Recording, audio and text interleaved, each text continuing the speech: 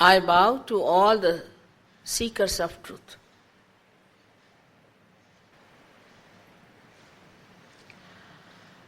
At the very outset, we have to know that the truth cannot be manipulated, cannot be created, cannot be conceptualized by your mind or by your imagination. It is what it is and has been and will be. So the truth is very simple.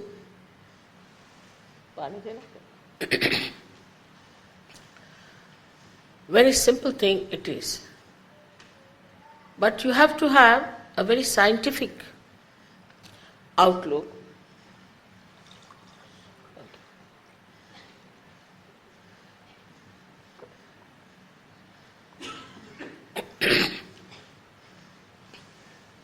To keep your minds open. Because this is the knowledge of the roots. What you see outside and what you know about it is the knowledge of the tree. And should accept whatever I am saying as a hypothesis, and if it is proved, then as honest people you have to accept it. The truth is very simple, that all this universe, this cosmos, is looked after, is nourished, is guided by all-pervading divine power, which in Sanskrit language you can call it as Parama Chaitanya, and in Quran it's called as Ruh. In every great scriptures it is described as a formless energy that looks after, guides everything that is living, works out every balancing of this universe, of this earth. Only at the level of human awareness, we have freedom to choose, because we have to rise to a higher awareness of complete freedom. That is why we commit mistakes.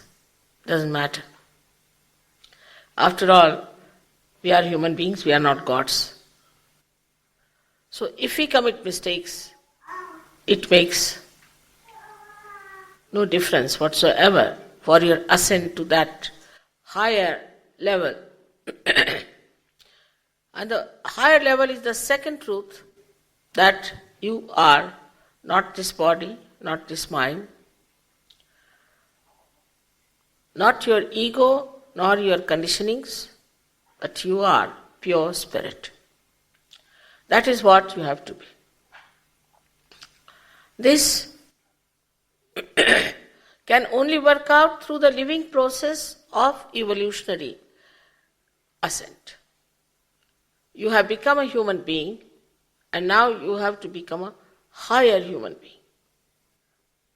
As a higher human being, you develop a new kind of awareness on your central nervous system. Whatever we have achieved in our evolution, we feel it on our nervous system. Like if you take a dog or a horse through a place which is very filthy, dirty, smelling, it can pass through. But human beings cannot. Human beings have the sense of color, of beauty, of so many things. They have achieved through their evolutionary process. But still, the ascent is necessary because we do not know the absolute truth. Whatever we know is partially based on our experiences and our mistakes. But sometimes we are so self-opinionated that we don't want to say that we have done mistakes, or not do we want to see that we have to seek higher. But there are a category of people, so many of them, which William Blake has beautifully described as men seeking God. It's very simple. The people who are seeking the truth. And these are a special category who become sages. And these sages, he says, will have power to make others the sages. C.S. Lewis has described, all over the world people have described about these great things going to happen in these modern times. Especially in India, there was the pioneer, or say the one who really the originator of astrology. Bhrugumuni has written a book called Nadi Granth, in which he has described Sahaja Yoga very clearly. And he has said that such a time will come when people will get their realization. Sahaj. Saha means with, Ja means born. Born with you is the right to be united, yoga, with the divine. The modern yoga that we have got is a wee bit of a wee bit. It has nothing to do with reality. To know the reality, to feel the all-pervading power is the right of every human being. That's all is called yoga. And the another word, another meaning of yoga is yukti, meaning the deftness. The deftness to know how to work out this power, and also to know the principles of divine laws. But that is not mentally. It's not mentally. It is on your nervous system. In the Buddhist psychology, in the Buddhist philosophies, is described as bodha. Bodh doesn't mean that you feel it as a kind of a thinkable stuff, but you feel it on your central nervous system. It's not some sort of sensationalization, but it is actualization. That is bodha. Even the word Vedas come from the word Vida. Vida also means on the central nervous system. The reality is to be felt on our central nervous system. Now we have here with us this mechanism built in. In the Bible, it's known as the tree of life. Krishna has also described it as a tree of life which is upside down, the roots of which are in the head. This is the tree of life described in most of the scriptures in different names. Like in Tao, he refers to Yangtze River as Tao, and that Tao is nothing but this Kundalini, which is the power which enlightens this tree of life. This Kundalini is a power which resides in the triangular bone, known as sacrum. Sacrum in Latin language means sacred. That means the Greeks knew in ancient times that this is a sacred bone which has something sacred in it. We all have this residual power within us known as Kundalini. Of course, in the modern times, people have created all kinds of myths about the Kundalini, saying it is very dangerous, one should not do this and all that. It's all modern. But in the ancient books, even up to the time of Kabira, they have all described it very clearly. Nobody has said it is dangerous. So maybe that some of the fake ones wanted to create a fear because they didn't want people to know the reality. They must have created this kind of a myth saying that it is dangerous to awaken the Kundalini. But this is the mother, your individual mother, who is going to give you your self-realization. As your mother has taken all the troubles, labor problems upon herself, she takes up all the problems that you have, and you get a very smooth landings as self-realized souls. This has to happen because it is so vital. It is so vital that it has to be easy. For example, for our breathing, if we had to go to the library and read books and do all kinds of things, we would not have existed. In the same way, it is such a vital thing that this Kundalini has to rise. Of course, in the beginning of life, this tree of life had very few flowers. But gradually, now I feel it's a blossom time. There are so many seekers who are seeking the truth, and it is working wonders. In one day lecture, in a program like this, it's very hard to explain everything about Kundalini. As it is, I must have spoken thousands of times, and there must be at least 4,000 tapes in English language alone. I've been working for 20 years to establish Sahaja Yoga all over the world. And now there are 40 nations who have come to Sahaja Yoga. And I must pay full respect to Russians, whom I found to be the best people for spirituality. The best people for spirituality. Whatever they might have been under, whatever might have happened to them, one thing, they didn't waste their time much. They were all very well educated, very solid, sensible, wise people. And the way they took to Sahaja Yoga, I was myself surprised. We just arrived there and they were all in thousands. And how did they manage to get their realization so fast and to establish it is really, even the Indians should feel ashamed of themselves. Because this is the heritage of India. This is the heritage of India. But we had 300 years the Britishers ruling us perhaps, so we all have become very westernized perhaps. But I just don't understand that how these people who have never talked of God, religion, thank God for that also sometimes, because religion is also nowadays man-made, has conditioned people too much. And they had no such fake gurus there roaming about. And they just jumped into it. It's such a remarkable thing to see a country so far away, kept away from all the theologies, jumping into spirituality so fast. Even, of course, in India we have lots of people who are Sahaja Yogis all over, I must admit, because after all this is their heritage. And also in India, we should say there are 3 doctors who have done MD in Sahaja Yoga. They have tried to prove that with Sahaja Yoga, means the Kundalini awakening, you can get rid of psychosomatic diseases, you get better health. Also, you can get epilepsy and all such mental diseases cured.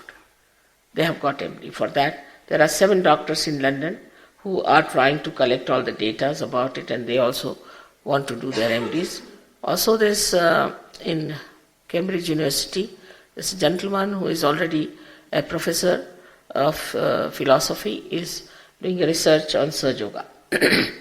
So, it is coming to the level of the intellectuals and the scientists. But scientists have to go a little deeper if they have to see any structure in a microscope. In the same way, if we have to know about these things, we have to have our self-realization. Without our self-realization, we cannot understand anyone. That's what Kabira said, what should I do? The whole world is blind. What should I tell them? The whole world is deaf. Meaning is that the level of their understanding has not reached that subtle side. And that subtle side has to be tapped. And that is very simple. Nowadays, I have seen that people get realization without any difficulties. In Sydney, in Perth, in Brisbane, of all the place, Cairns. I was so surprised. Another surprise came from Cairns, which was something just like Russia. Something out of the blue, it exploded. Such beautiful people live there, so human, so natural. I couldn't understand how in certain places people are so simple, not complicated, not conditioned, and not arrogant. They have such a simplicity of understanding, and they just take to it so easily.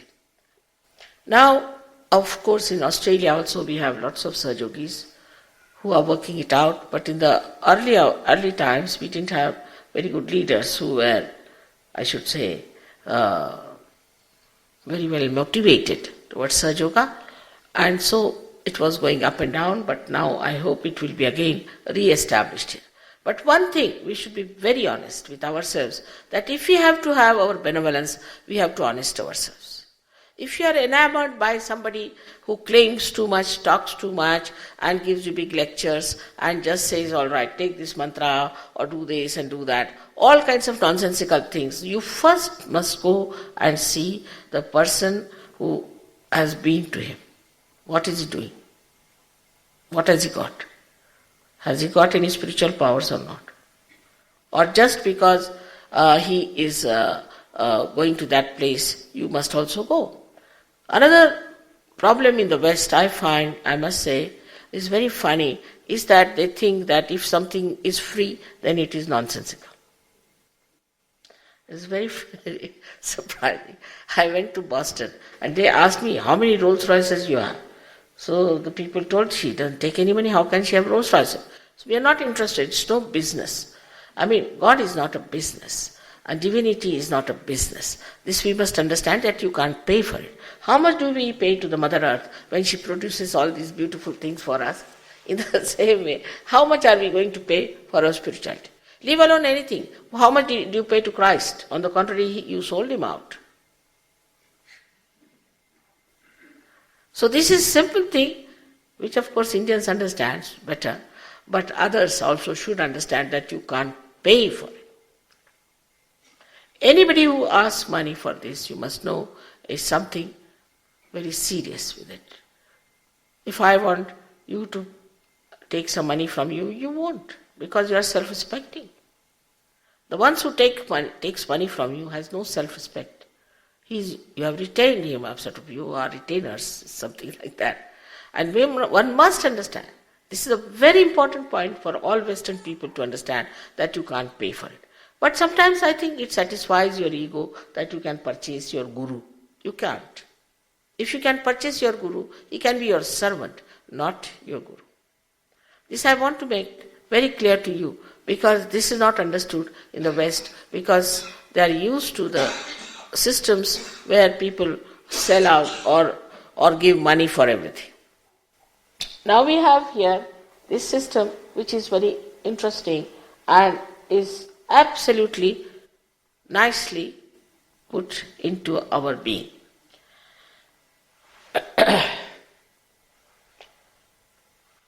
Below the Kundalini, that is the triangular bone, is the center called as Muladhara Chakra, means the center of Muladhara.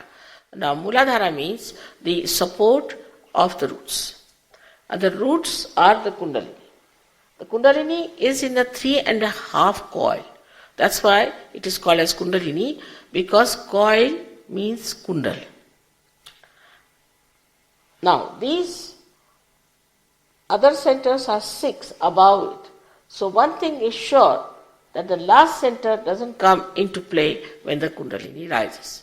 So one should understand that all functions of the first center, which caters to our excretions, inclusive of sex, has nothing to do with our ascent. So when the Kundalini starts rising, these functions just stop. All these functions stop.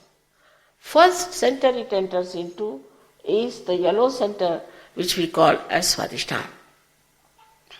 In a place like Canberra, I think I better talk about this center, because last year when I came, the Swadhisthana here was so caught up that my foot became paralyzed with it. Now the Swadhisthana center, you can see that, has got the bile in it, is the yellow one.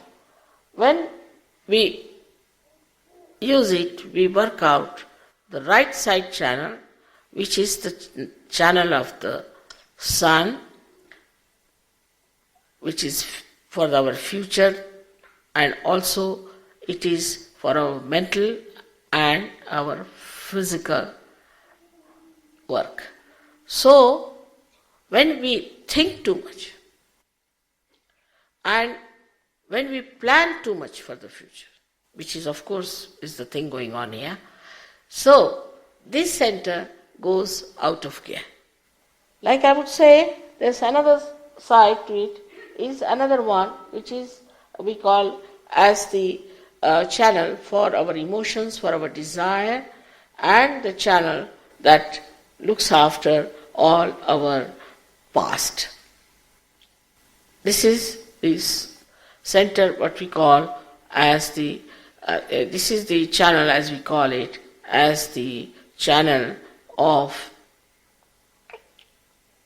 Ida, or is the channel of moon. So the right side looks after the right sympathetic nervous system, and the left side looks after the left sympathetic nervous system, and the central path is for our ascent, which also caters to our parasympathetic nervous system.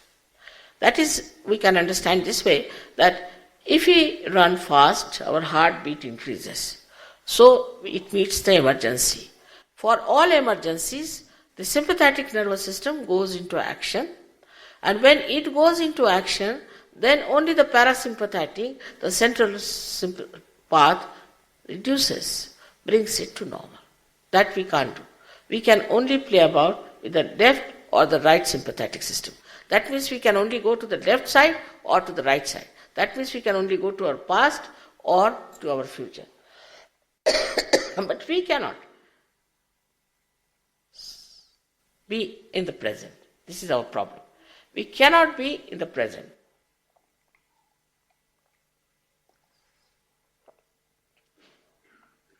And absolute can only be known in the present because that's reality. The past is finished, the future doesn't exist. The reality is when you are in the present. But how to be in the present? That's the problem. For a thought rises and falls, another thought rises and falls. And we are jumping on the cusp of those thoughts, but we cannot achieve that state where we are in the present. And that's why we go into tensions, we go into problems. I will show you here, like this is the center, and on the left and the right side, there's the energy moving.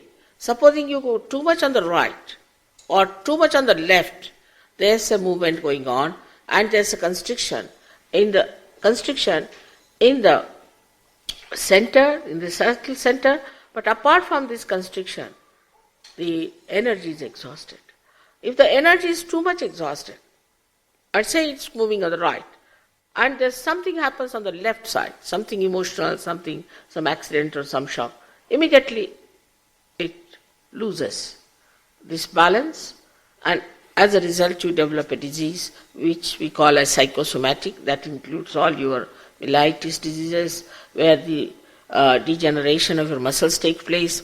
Also it includes your cancer, blood cancer, all sorts of these psychosomatic diseases which are incurable. So when the Kundalini rises, she passes through this as well as this, and sort of as if a thread is passed through, and it all gets absolutely in connection with the whole. So there cannot be any malignancy, because the connection is established, and also she nourishes that center. As that nourishment takes place, the person gets all right and he feels perfect. This is how Sahaja Yoga works. So it is your own energy within you, it is your own property within you. When it rises, it gives you that power that you get cured. But when it is connected with the means, with all pervading power, it's all the time flowing through you. So even if there is any imbalance, it brings you to balance. Suddenly you also feel all this all-pervading power on your fingertips. In the Quran there is one beautiful surah called Sajda Yoga.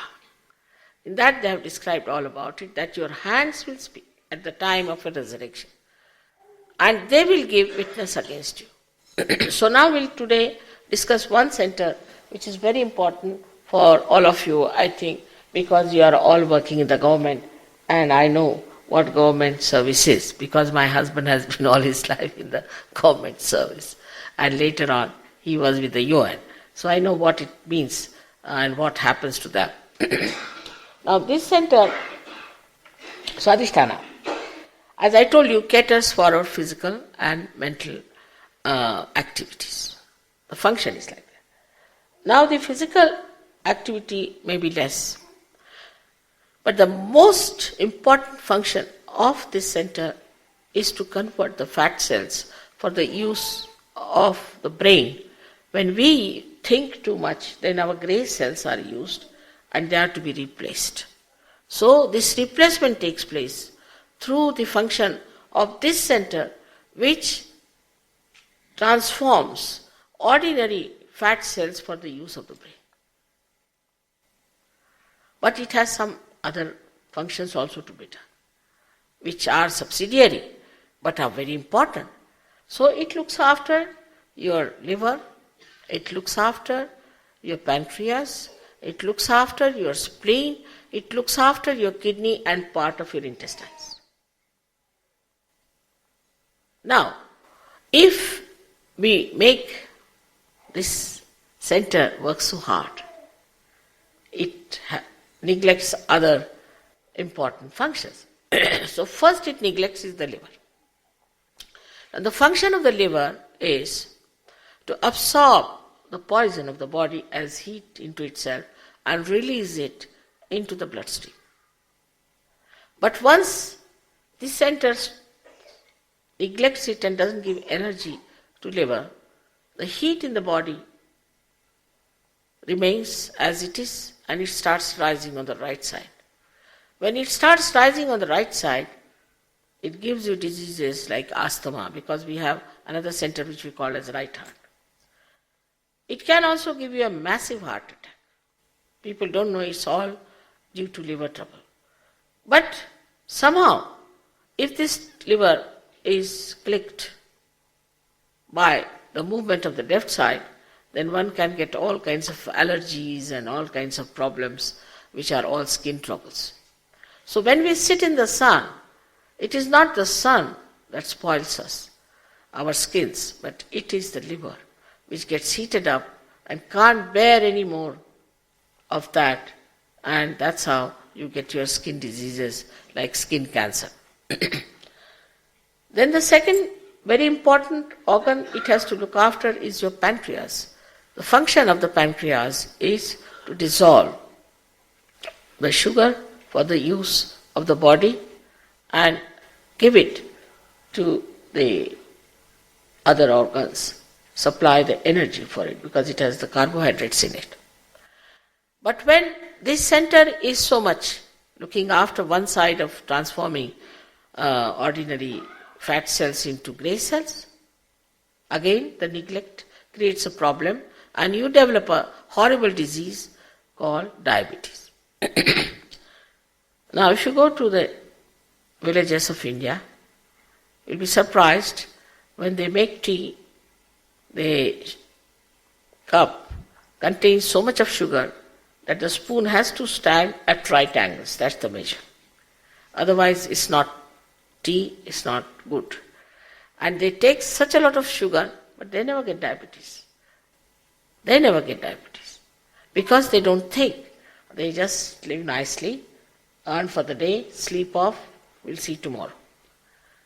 But those people who are sedentary, who are working hard, thinking too much, futuristic planning, make their center work only for that purpose, really go against themselves and get this horrible disease called diabetes, which is of course curable if the Kundalini is there to help you.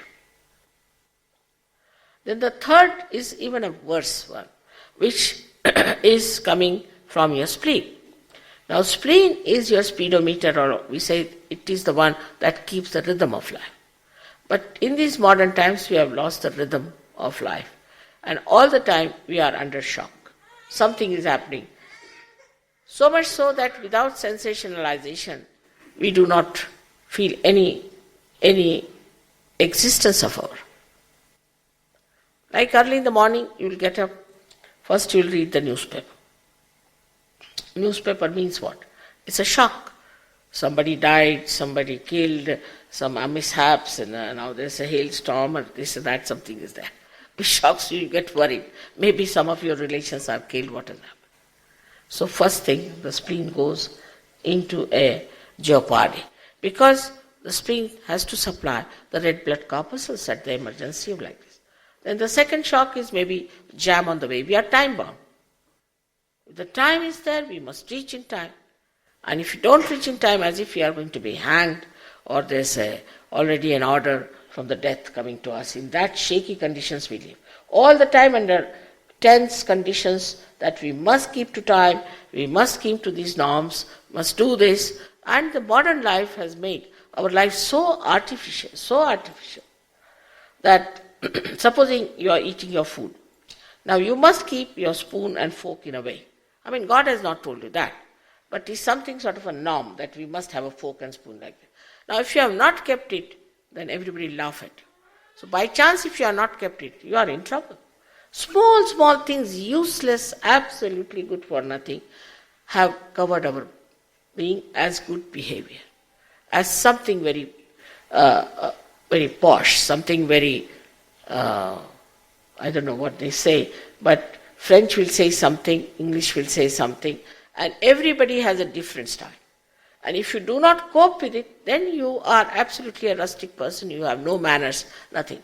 You can pass dirty jokes, you can say all dirty things, doesn't matter. That doesn't matter, that's all right. You can drink as much as you like, you can fall on the table, doesn't matter, after all he was drunk, so excused.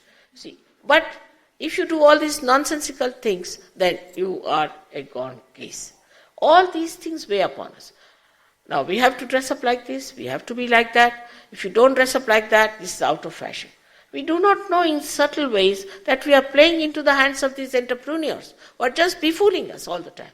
And that's how this tension, what to dress, what not to dress, you have to be formal or informal, what to do, what to eat, how to call. Even to have a rapport with someone is not easy. You cannot talk to someone on the same level as a human being. See, on the contrary, we think twice, what should I say? We'll rehearse it at home. And then we face the person, we go into complete mess because we think, no, I can't say that. And we start on something else. So there's no relaxed personality. And we always say, I'm not relaxed, I'm tense. But why? Animals are not tense. They live in the same city. Nobody seems to be tense. The trees are not tense. Why are human beings tense? Because they themselves have made this kind of funny cages for themselves, and they think that is important to be like that. So all this leads us to lots of shocks for our speedometer, which is a poor instrument for such a person. And you can't understand what's wrong, and it becomes crazy. And when it is crazy, it becomes vulnerable, and then you get a very serious disease called blood cancer. You'll be as surprised that Sahaja has cured blood cancer of many people. Not only that, but those who are certified, and that's all doctors do in blood cancer, to die within 10 days or 1 month are still there after 5-6 years and doing very well. The reason is this spleen becomes a good shock absorber. Why? That I will tell you later on. Now also you get your blood pressure because of this, because your kidneys are affected, your intestine goes out, so you lead into constipations and things. So all these troubles come out of one problem, that we think too much. Now, thinking cannot be stopped. That's the trouble. The thinking is coming all the time, invading us. You can't stop thinking. What should we do to stop the thinking? For that, if the Kundalini rises, you reach a state of mind where you are thoughtlessly aware. There's no thought. You are aware, absolutely aware, but no thought. If you want to think, you will think. Otherwise, you won't think. Just you won't think. And you are in that state. That state in Sanskrit is called as Nirvichar Samadhi, which instantly takes place. And the second stage you receive is the stage where we call it as Nirvikalpa Samadhi, means doubtless awareness, where you become absolutely detached. Like you are in the water, you are afraid of the water. But supposing you get into the boat, then you can watch the water all right, quite relaxed. But supposing you know how to swim, then you can jump in the water and save people who are getting drowned. In the same way, when that state comes in, where you can jump and save other people and help other people, then that state is called as a state of doubtless awareness. With this, a person becomes extremely, extremely powerful, dynamic. At the same time, such a person becomes extremely compassionate, extremely compassionate. He becomes a person who sees everything, witnesses everything as a drama. He gets out of it and sees everything as a drama. He doesn't get involved into his problem, but he can see his problems very clearly, by which he can solve them better. And such a person then becomes a very good human being, because he becomes righteous.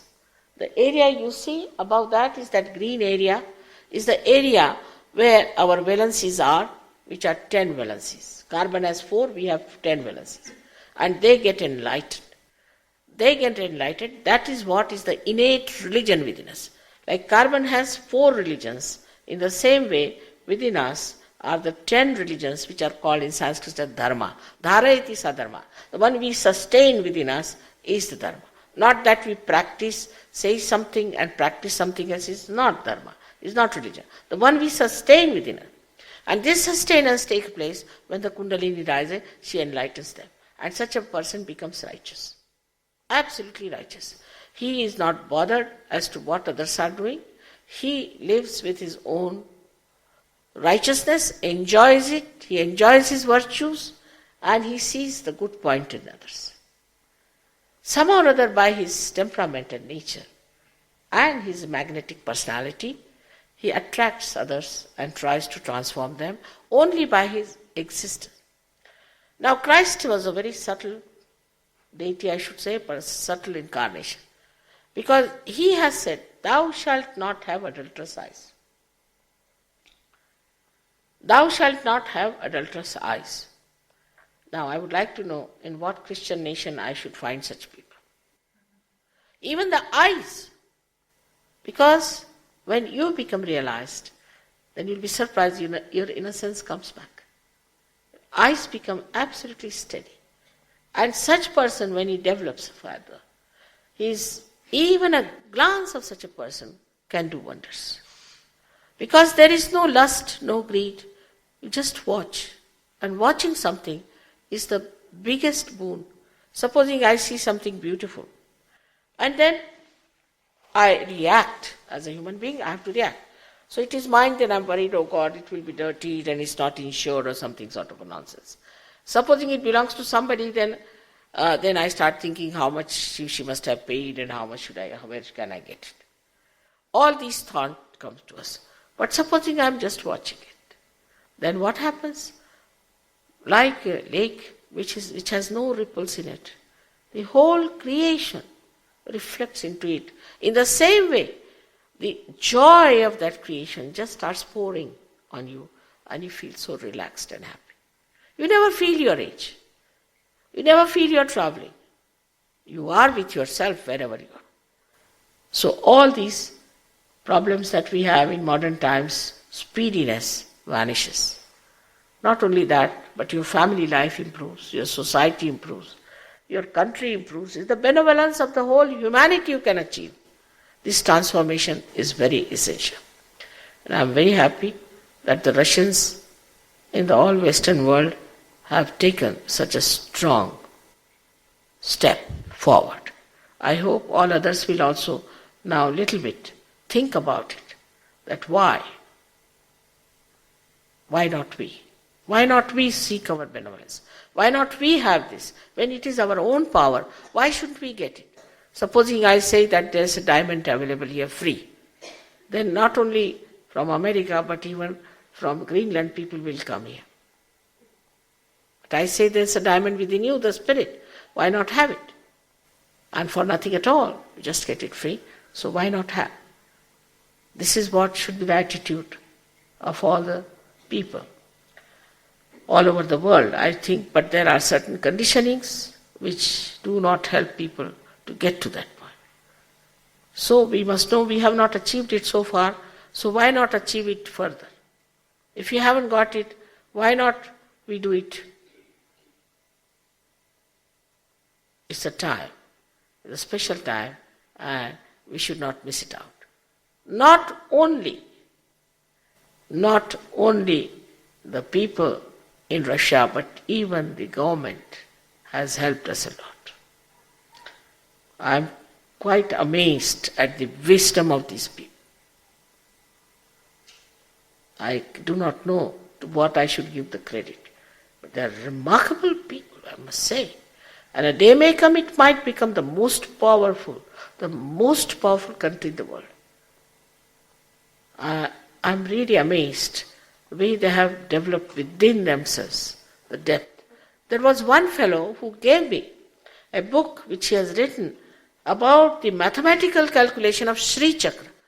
In India there are very few who must be knowing even what Shri Chakra is. It's very surprising. And this is what I'm telling you here in Australia, which you must take note of.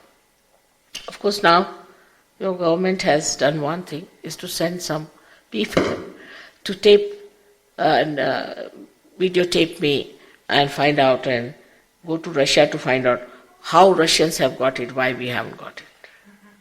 So in this competitive world, maybe it might start working everywhere else. But this wisdom is needed. What are we doing about our life? What are we doing about it? We should find out. Where are we spending our time? Why we are going to miss it? Once you get into some terrible disease, then you come to me. What's the use? You'll be happy to know. We had cured one gentleman here of weights, no doubt. His name was Mr. Granby. But he had no willpower. He went back to the same nonsensical habit next day. And then now he's dead. But the other day in Perth, 2 people, husband and wife, got cured of AIDS. So I have hopes about that also. They should have willpower to do little bit of practice of Sahaja Yoga and keep to it, develop it. I'm sure they'll live much longer than that is expected. So may God bless you in this short time. Whatever is possible I've tried to put before you. I would, of course, like you to ask me some questions for a few minutes, and then we should have this experience of self-realization. That is very important than any of our questions. Because even I'm good at answering questions, and even if I answer all your questions, has no meaning. Because it doesn't guarantee your ascent. What guarantees your ascent is the happening, is the becoming. Unless and until that happens, everything else is useless. So it's not a mental feat, it's more a natural growth within you of that new awareness which we call as collective consciousness. Collective consciousness. That becomes a part and parcel of you, that you can, on your fingertips, you can feel the 5, 6 and 7 centers on the left and 5, 6 and 7 centers on the right, your own and that of others. So there is self-realization, and also you have the power of collective consciousness. Now even if you know, within 1 month's time you'll find out, within 1 month's time, that what these things are decoding. If you know what these are decoding, you can diagnose the person, you can help the person, you can raise the Kundalini. You don't need me. It's like one enlightened light can enlighten another light, like that. We can have so many people who can get realization. So may God bless you, and may God give you self-realization. I'd like to have questions from you, if possible.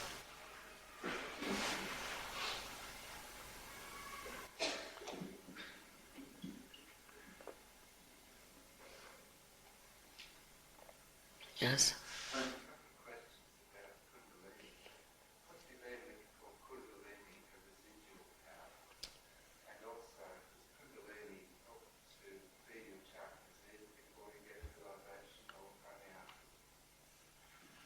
What do you mean by Kundalini as a residual power? And does the Kundalini clear your chakras even before realization? No, it does. It does not clear. And residual power meaning,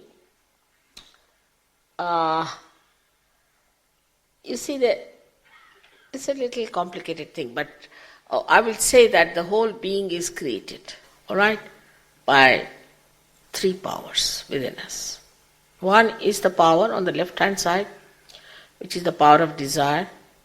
Another side is the power of action. And the third is the power of assent, which is in the center. Now, all this has happened, but still one energy is not being used. And that is the energy of Kundalini, which is actually the power of pure desire.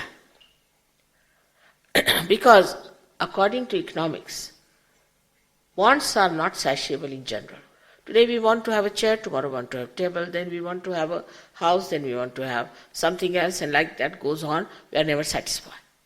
So the pure desire, the power of pure desire is the Kundalini. What is the pure desire? Whether you are aware of it or not, subconsciously, unconsciously, what you may call it, the pure desire of Kundalini is to be one with the divine. This is the pure desire.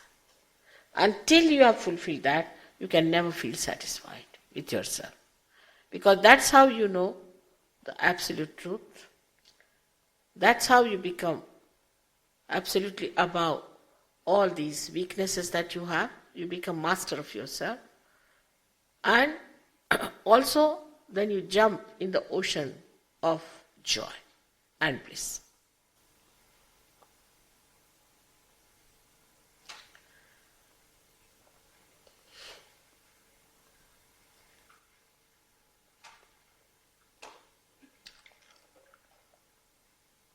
No question. It's good idea.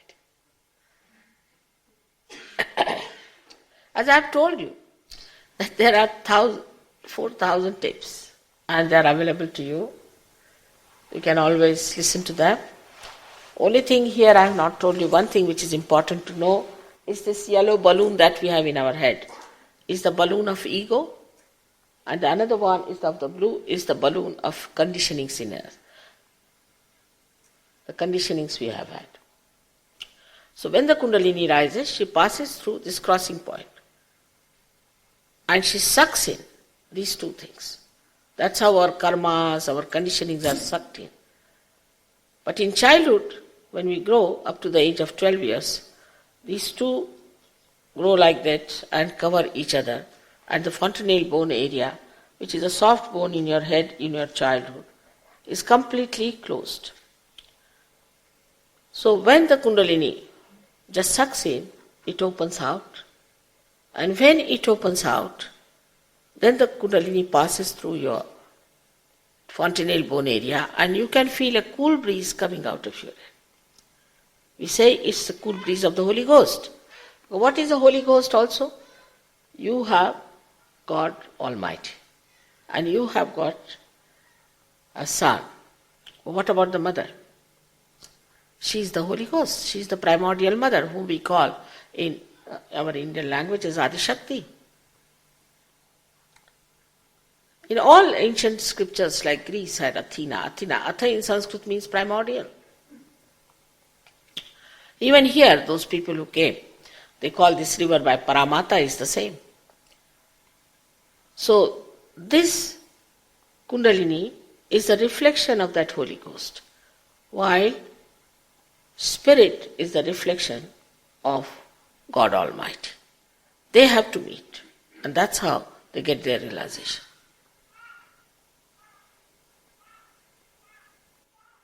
The fontanelle bone area is opened out and you can feel the actualization of baptism. It's not artificial, it's actualization. You can feel it, the cool breeze.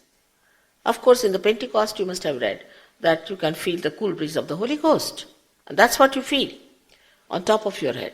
We've got photographs where Sahajogis are sitting, and in the photographs you see the light on their heads. As in some of the paintings you must have seen, people having light in their head. In the olden times, when there was Christianity at the level of Gnostics, where they, Gna, also the word comes from the same as Jnana, which Sri Krishna has described as Jnana Marg. Jnana doesn't mean through your brain, but means, again the same Bodha which I told you. No. Same Jna is used by Thomas when he described Christianity in his treatise. On his way to India, he wrote all these and put them in Egypt, and which are found out. And now you can get that book as Gnostics. Is important to read because he has flouted all these ideas of sufferings and things. He's written everything about Sahaja. He said it's an experience of the self you must have. Like Christ has said, you are to be born again. So we certify ourselves. How can that be? In Sanskrit language, a born again person is called Dvijaha, means born again, and a bird is also called as Dvija, means it's an egg and then it becomes a bird. In the same way, first we are human beings and then we become sages. This is the second birth we should have. But we have to become. It's not just certificate. So everybody thinks no end of themselves. The other day somebody asked me, questioned me, Mother, why there are quarrels among religions? Because they are not following what their originators have told them. They are just following some sort of a man-made religion. That's why there's problem. Because all religions are just the same.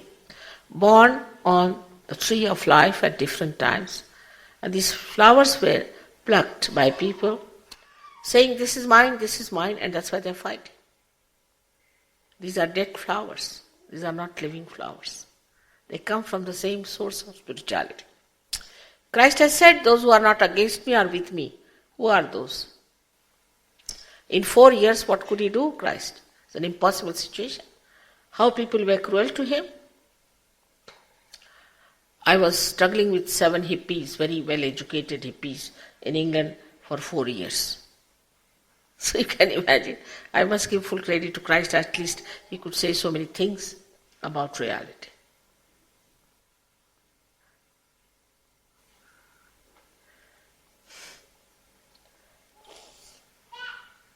Should we have a there's some there's another gentleman.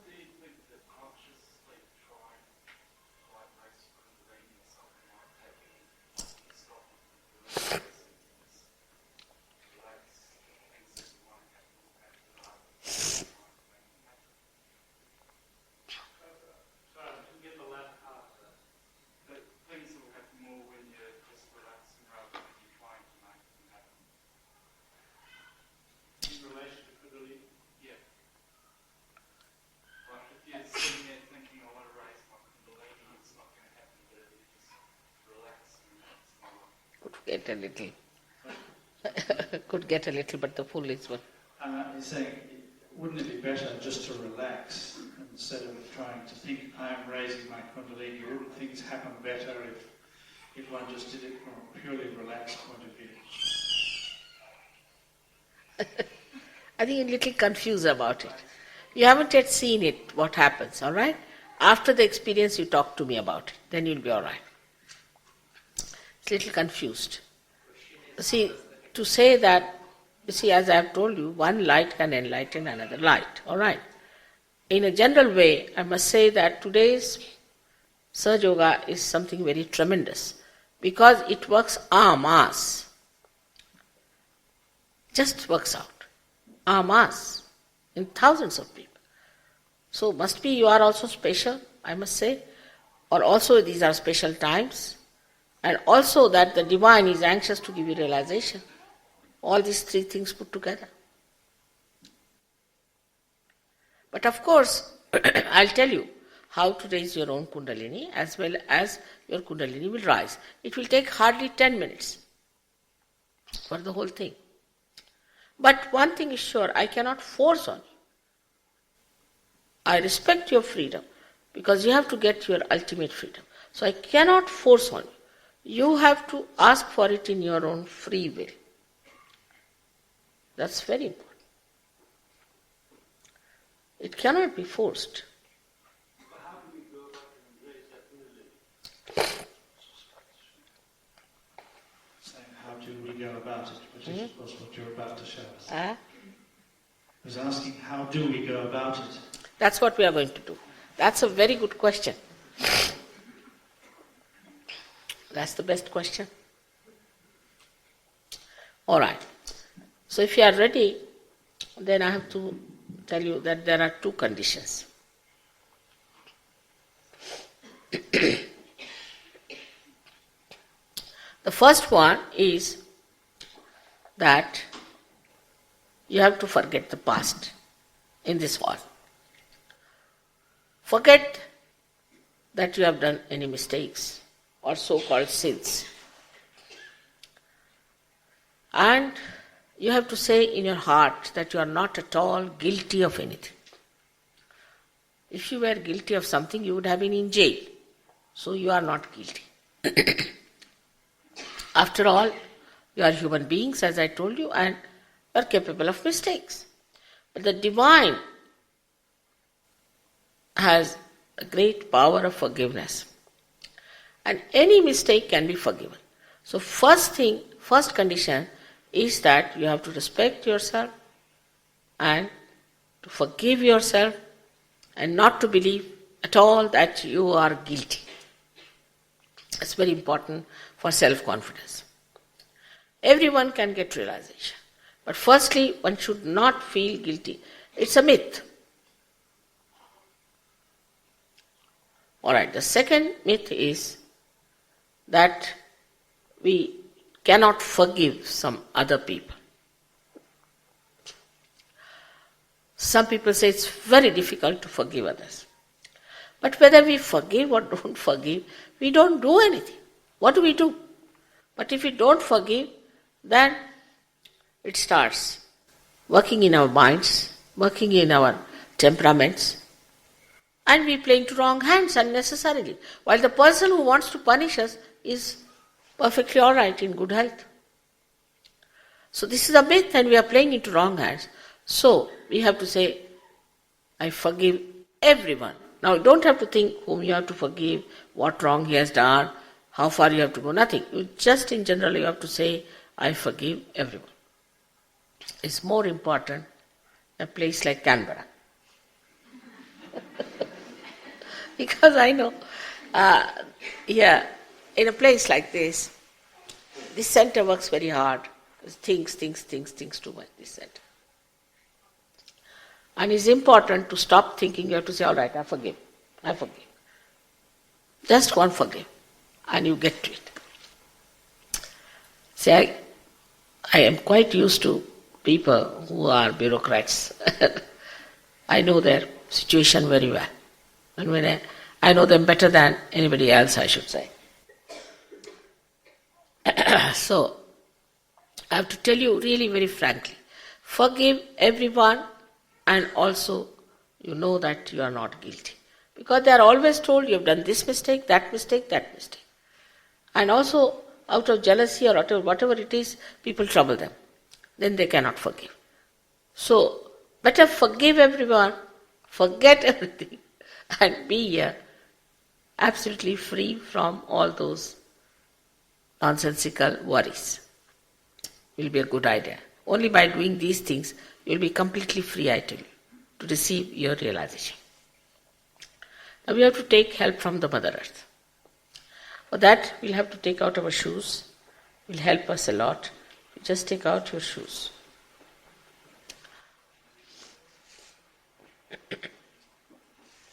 Some people want to come further, can come further also. It's very far away. It's all right, makes no difference wherever you are.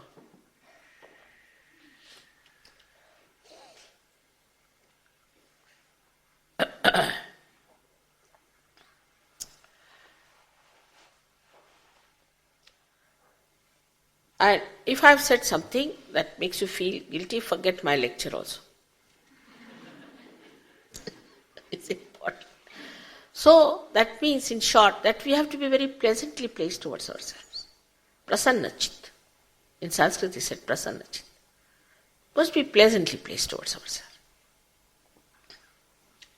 You have to put both your feet little away from each other because they represent your two energies.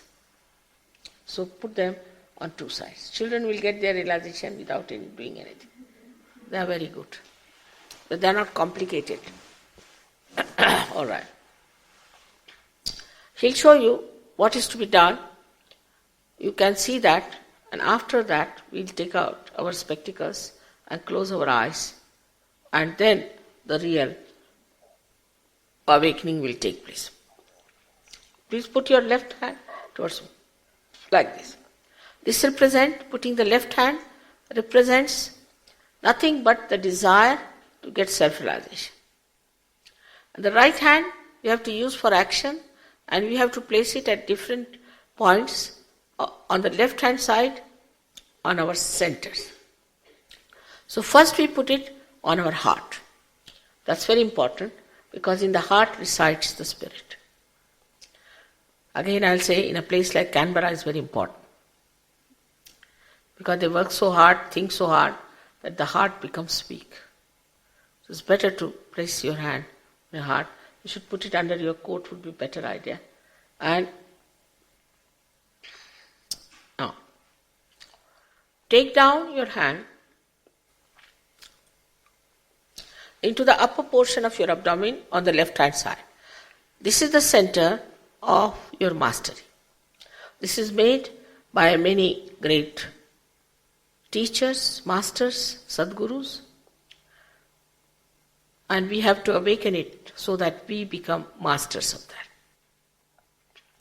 Then you take down your hand in the lower portion of your abdomen, and press it hard. Now this is a special center for pure knowledge which has to manifest on your central nervous system. Then we take back our hand in the upper portion of our abdomen. Then take it on our heart. Now this important is that you have to put your right hand in the corner of your neck and your shoulder, from the front, not from the back side. Now this center is very important because this is the center which catches or when gets spoiled when we feel guilty. So turn your head to the right. It's very important.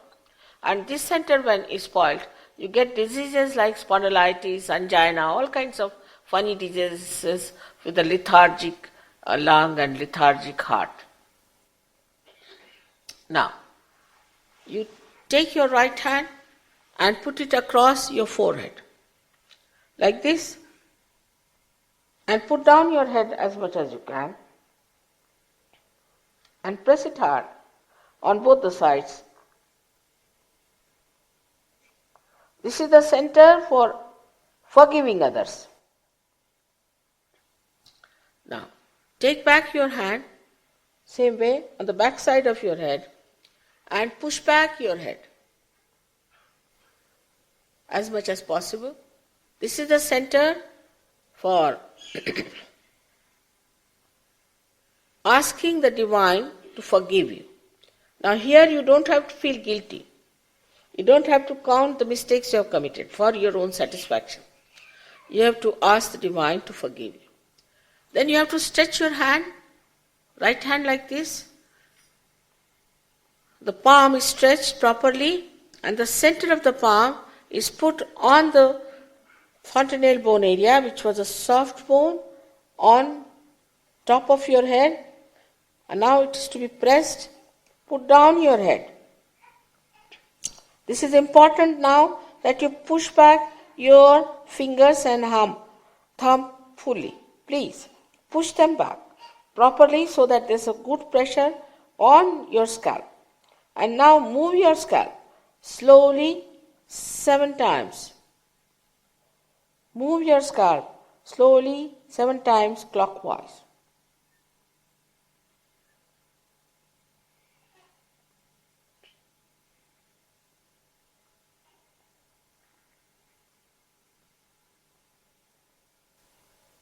Clockwise, slowly, with a pressure. That's all we have to do. That's all. Nothing else is needed to be done. That's all. Now you can take out your glasses if you want. If there's anything tight near your neck, you can little bit loosen it. If there's anything tight on your waist, you can loosen it a little bit. And you have to be relaxed. You don't have to bend forward or backwards too much, but sit in a proper straight manner. That's all. Now remember to put your feet on both the sides. And put your left hand towards me, please. And the right hand now is to go on the heart. Now please close your eyes and don't open them till I tell you. That's all. Now here, when you put your hand in your heart, where resides the spirit, you have to ask me a very important question. You may call me Shri Mataji or Mother, whichever suits you. And this question is like as if you are asking a computer. So now ask a question in your heart, not openly, not loudly, but in your heart. Mother, am I the spirit? Ask this question 3 times. Mother, am I the spirit? Ask this question 3 times.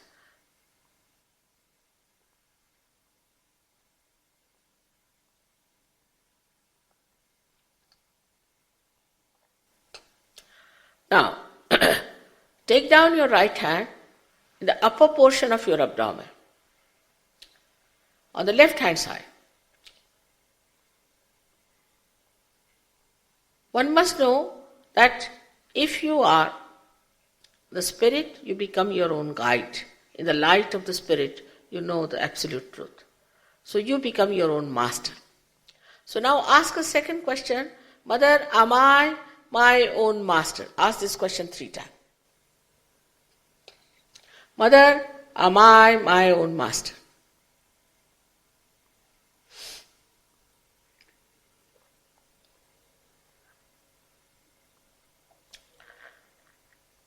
As I told you, I respect your freedom. And I cannot cross over it. And I cannot force pure knowledge on you. You have to ask for it. So now please put your right hand in the lower portion of your abdomen on the left hand side and ask me, Mother, please give me pure knowledge. Mother, please give me pure knowledge. Please ask this 6 times. 6 times because this center has got 6 petals. Please, Mother, give me pure knowledge. As soon as you ask for pure knowledge, the Kundalini starts ascending. So we have to now nourish our upper centers with our self-confidence. So now raise your right hand in the upper portion of your abdomen on the left hand side. And here, press it hard. And say with full confidence 10 times, because this center has got 10 petals. 10 times. Mother, I am my own master. Say it with full confidence. Mother, I am my own master.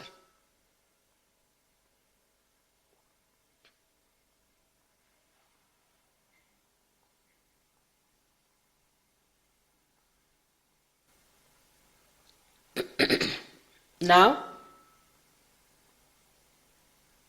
we have to know that the divine is the ocean of knowledge and love, pure love. It is the ocean of peace and bliss. But above all, it is a very powerful open ocean of forgiveness. So, we cannot do any mistake which cannot be dissolved by this powerful ocean of forgiveness. So please raise your right hand in the corner of your neck and your shoulder. Push it back as much as you can towards the spinal cord. And now put your head towards right. Now here, with full confidence, you have to say 16 times. Mother, I am not guilty at all. Please say it 16 times. Mother, I am not guilty at all. Please say it 16 times.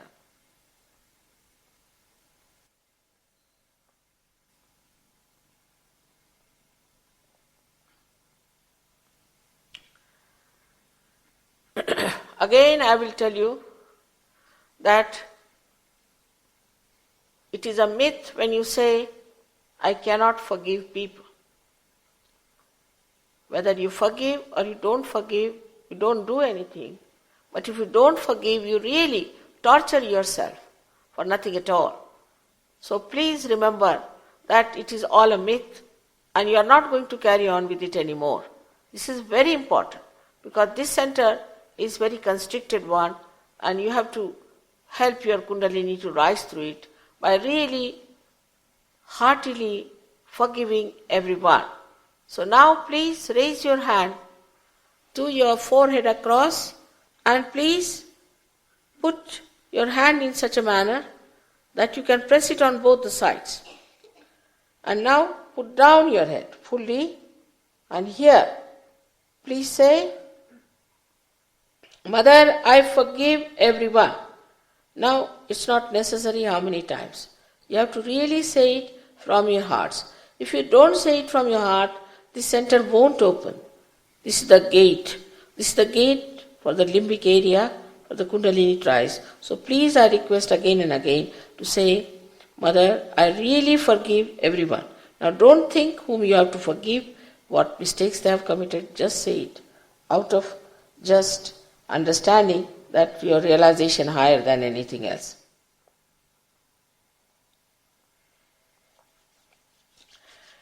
Now, take back your hand on the back side of your head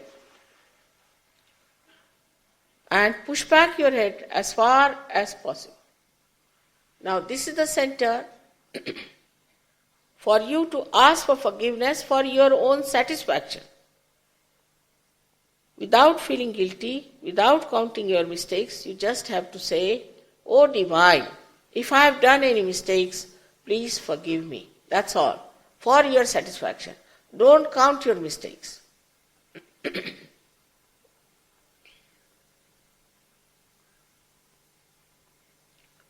Now, stretch your hand and put the center of your palm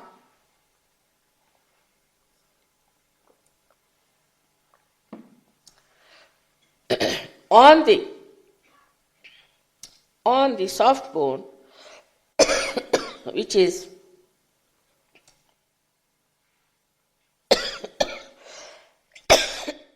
called as the fontanelle bone area. Press it hard and move it 7 times. Here again, I cannot cross your freedom, so please say 7 times while moving your hand, Mother, please give me my self-realization.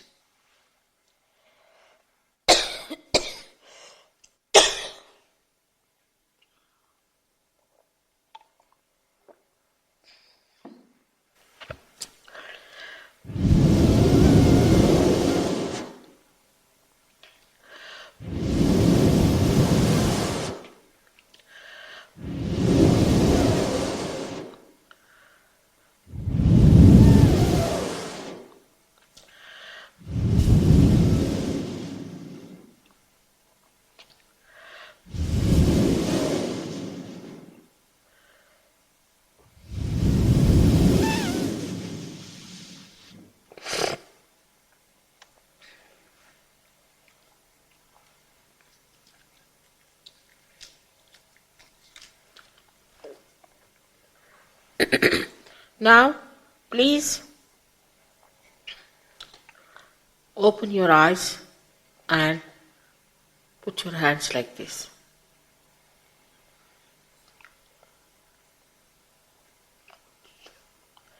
Now put the right hand towards me like this and bend your head and see for yourself if there is a cool breeze coming out of the fontanelle bone area.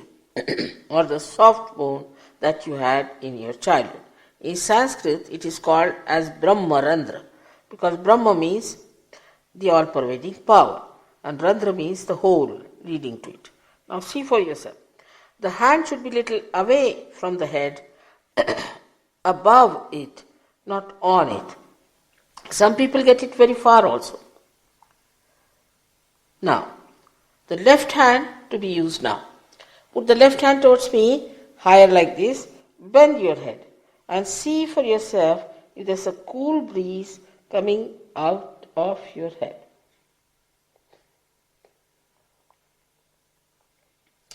Now, again the right hand. Now see for yourself if there's a cool breeze coming out of your head. Once for all. Could be higher. Now, raise your both the hands and push back your head and ask a question. Mother, is this the cool breeze of the Holy Ghost? Mother, is this the all-pervading power of divine? Or Mother, is this the Parama Chaitanya? Ask any one of these questions, any one of these 3 times in your heart. Please ask. Push back your head and ask the question 3 times.